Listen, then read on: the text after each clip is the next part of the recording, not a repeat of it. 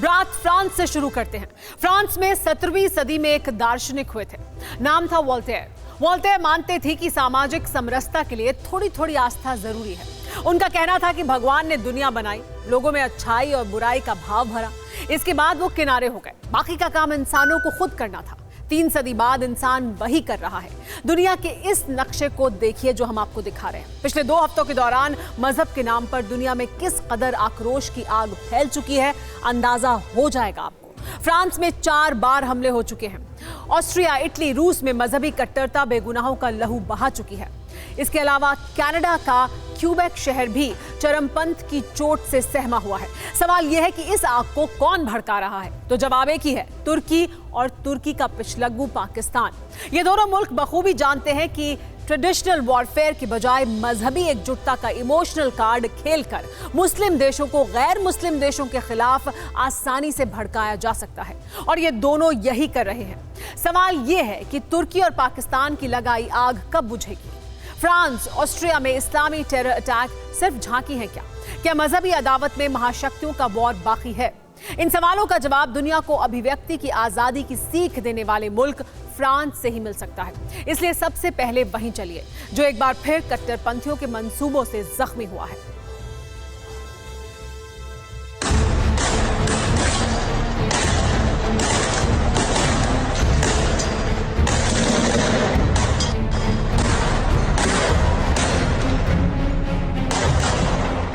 यकीन कीजिए, ये ना तो सीरिया है ना ही लीबिया है, ये फ्रांस पर कट्टरपंथ की लेटेस्ट किस्त है।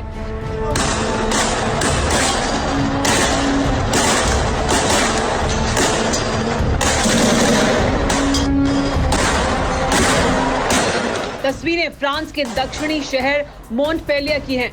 सुबह का वक्त था जिस पर काला लबादा ओढ़े 10 दहशतगर्दों ने अंधाधुंध फायरिंग कर दी।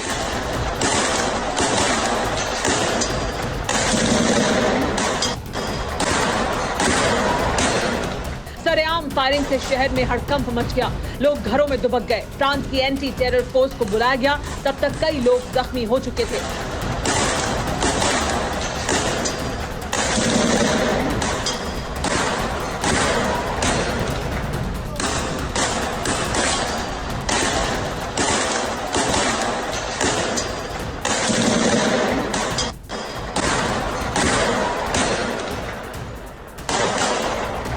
हफ्ते के दौरान फ्रांस में 4 बड़े हमले हो चुके हैं। 16 अक्टूबर को पेरिस में टीचर का सिर कलम कर दिया गया। 29 अक्टूबर को नीस शहर के चर्च में आतंकियों ने कत्लेआम मचाया। 1 नवंबर को लियोन शहर में चर्च के बाहर पादरी पर फायरिंग की गई, और अब फ्रांस के एक और शहर में अंधाधुंध फायरिंग की गई।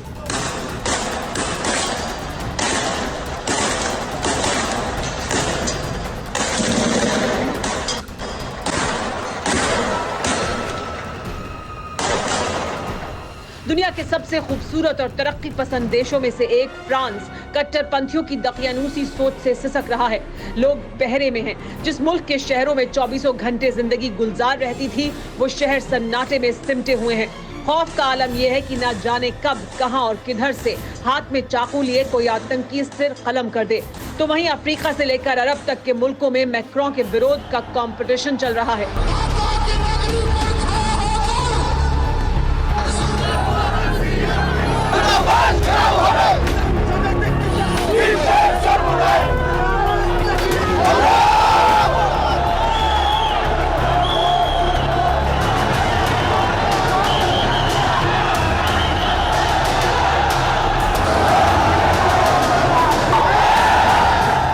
सवाल यह है कि इस्लामी मुल्कों की लामबंदी का क्या असर होगा?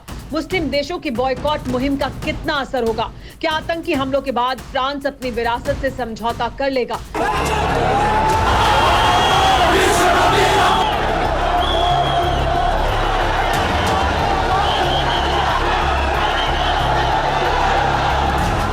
बिल्कुल नहीं। फ्रांस के राष्ट्रपति मैक्रों ने साफ कह दिया है कि ये जंग आर पार की है। मुस्लिम मुल्कों के विरोध के बावजूद फ्रांस दब्बू बनकर अपनी अभिव्यक्ति की आजादी से कोई समझौता नहीं करेगा। मैक्रों ने साफ कर दिया है कि फ्रांस इस्लामी जगत के साथ विवाद में दब्बू नहीं बनेगा। फ्रांस में कट्टरपंथियों पर शिकंजा कसा जाना जारी रहेगा। इतना ही नहीं, मैक्रों ने अरब देशों पर भी झूठ फैलाने का इल्जाम लगाया। Il n'y a pas de caricature spécialement contre une religion plutôt que l'autre. Et au-delà de ça, tous les dirigeants. Macron ने कहा कि उन्होंने कभी भी कार्टून के समर्थन की बात नहीं की। उनकी बात को इस्लामी मुल्कों के सोशल मीडिया में गलत तरीके से पेश किया गया। सवाल यह है कि किसके इशारे पर किया गया। मजहब के नाम पर मुसलमानों के जज्बात को भड़काने वाले कौन हैं? तो इनमें सबसे पहला नाम है तुर्की।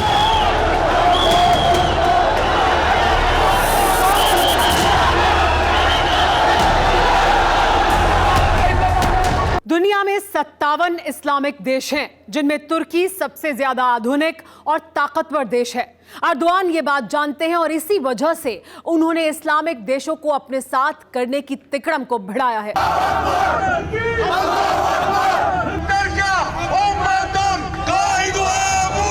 Fransız markalara made in France का बहिष्कार करो, फ्रांस में बना सामान न खरीदो, इतना ही कहा था अर्दोआन ने। बस फिर क्या था? markalara যদি ম্যাক্রন বিশ্বনবীর ব্যঙ্গচিত্রকে এবং ব্যঙ্গাত্মক অবস্থা থেকে সরে না আসে, সারা বিশ্ব থেকে তাদেরকে বয়কট করা হবে ইনশাআল্লাহ।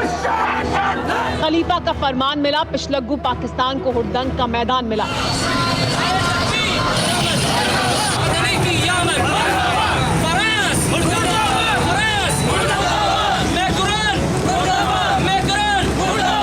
इस्लामाबाद से लेकर कराची तक सिर पर पगड़ी बांधे कट्टरपंथी मौलानाओं के शागिर्दों में मैक्रोन के खिलाफ मोर्चा खोल दिया गया।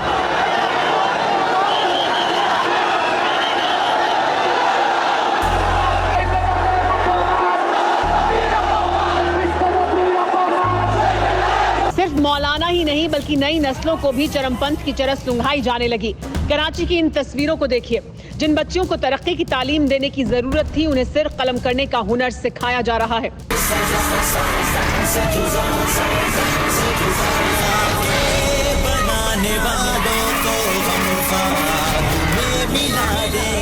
नई नस्लों के मुस्तकबिल को तबाह करने में पाकिस्तान के कट्टरपंथी तो काम पर लगे ही थे, रही सही कसर खान साहब ने पूरी कर दी।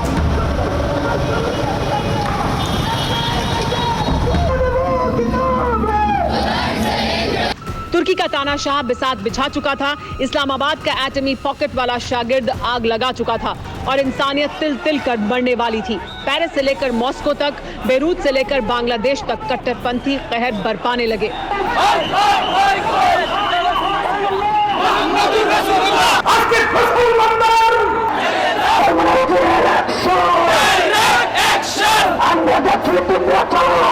अब निशाने पर कौन है, ये किसे मालूम?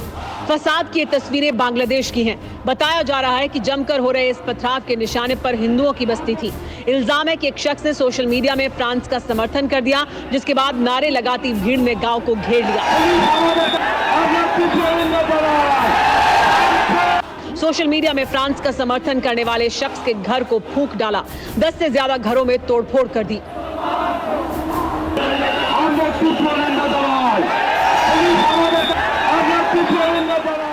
अड़ी सोमवार से शुक्रवार शाम 6 बजे सिर्फ TV9 भारतवर्ष पर।